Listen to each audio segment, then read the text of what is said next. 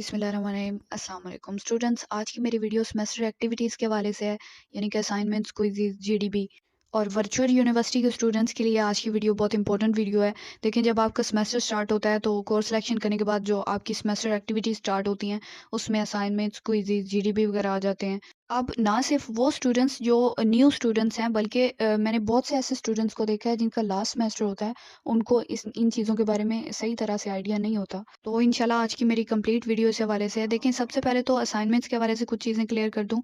जैसे कि आप लोगों को आइडिया होगा कि आपकी जो सेमेस्टर एक्टिविटीज़ हैं, उनमें सबसे ज़्यादा परसेंटेज आपके असाइनमेंट्स की होती है। यानी कि आपका जो फाइनल रिज़ल्ट आएगा, इसमें 10% मार्क्स आपके असाइनमेंट्स के ऐड होंगे।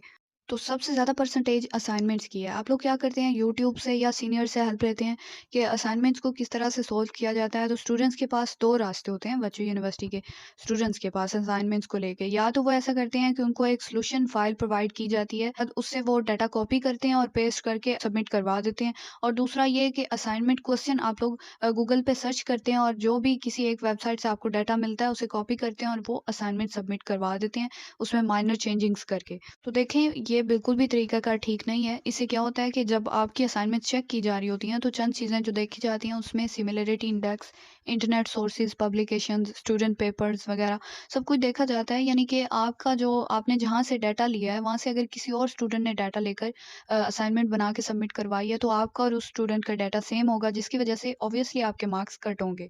आपने किसी एक सॉल्यूशन फाइल से डाटा लिया है, उसी सॉल्यूशन फाइल से बहुत से और भी स्टूडेंट्स डाटा लेंगे, तो जिसकी वजह से आपके मार्क्स कट जाते हैं। अब सही तरीका क्या है, वो मैं आप लोगों को बता देती हूँ। इससे पहले मैं असाइनमेंट्स के हवाले से एक वीडियो अपलोड कर चुकी हूँ, जिसमें मैंने बताया है कि आप किस तरह से असाइनमेंट्स को अट्रैक्टिव बना सकते हैं। मेरे चैनल को सब्सक्राइब कर लें, ताकि न्यू आने वाली मेरी वीडियोज़ वर्चुअल यूनिवर्सिटी से रिलेटेड होती हैं, तो आपको वक़्त पे मिलती रहें। देखिए, आपने क्या करना है, जब आपकी कोई भी असाइनमेंट आती है, तो आपने उसका क्वेश्चन देखना है।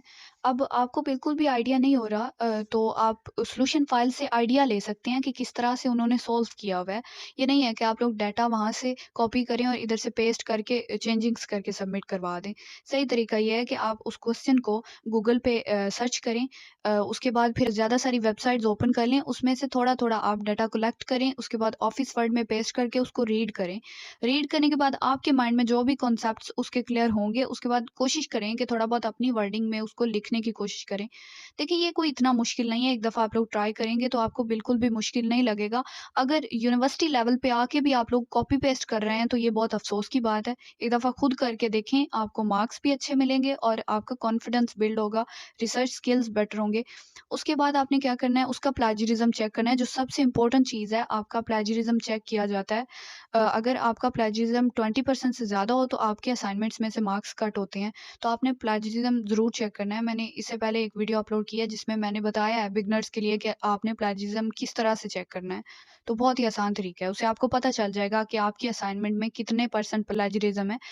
यानी कि इंटरनेट से कितने परसेंट आपने डाटा कॉपी पेस्ट किया है, और अगर कुछ है उसमें, तो आप चेंजिंग्स करके उसको रिमूव कर सकते हैं। अब अगर फिर भी आपको कोई भी परेशानी है, तो इंशाल्लाह मैं कोशिश करूँगी कि नेक्स्ट वीडियो में एक किसी भी सब्जेक्ट की असाइनमेंट बना के आपको बता दिखा दूँ कि इस तरह से आपने असाइनमेंट्स वगैरह बनानी है।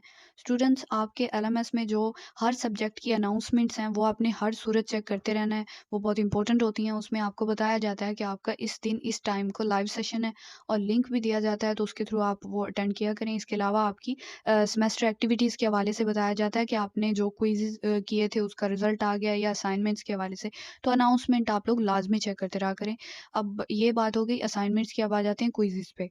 अब जो बिगिनर्स हैं, उनको बिल्कुल भी आइडिया नहीं होता है, तो मैं कुछ चीज़ें क्विज़ेज़ के हवाले से बता देती हूँ। देखिए, जब आपका कोई भी क्विज़ आता है, तो पहला काम आपने ये करना है कि आपने उस सब्जेक्ट की अनाउंसमेंट चेक करनी है। उसमें आपने देखना है कि क्विज़ कितने लेक्चर्स में से आया है, और वो लेक्चर ज़रूरी नहीं कि आप लोग सुनें, उनको रट्टा लगाएँ।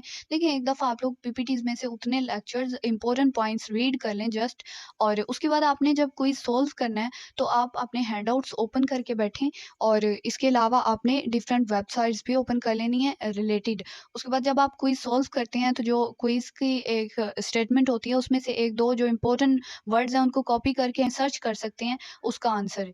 यानी कि चीटिंग कर सकते हैं स्टूडेंट्स इसमें। होता ये है कि ये आपको एक्टिविटीज़ ही इसलिए करवाई जाती हैं कि तैयारी हो सके फाइनल टर्म, मिड टर्म के हवाले से। स्टूडेंट्स आपने हैंडआउट्स में से भी आप लोग आंसर सर्च कर सकते हैं, लेकिन इसका मतलब ये नहीं है कि आप लोग चीटिंग कर सकते हैं, तो आपने रीड नहीं करना है। अब हर आंसर भी सर्च नहीं होता, तो आपने तैयारी भी कर लेनी है।